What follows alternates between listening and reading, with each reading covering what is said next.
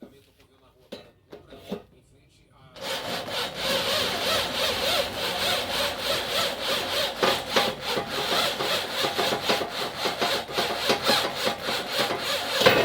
receber o devido atendimento médico. E o John Lewis foi para trás das grades. Não sei até quando, viu, Jardim?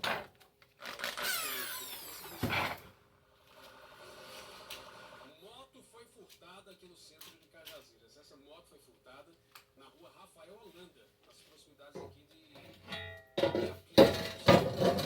esse fato ocorreu na segunda-feira. Uma moto placa NPS 1694 aqui do estado da Paraíba. A polícia ainda foi acionada, realizou bombas, mas até o fechamento dessa matéria ninguém havia sido preso também. Não foi repassada informação aí se a moto foi encontrada.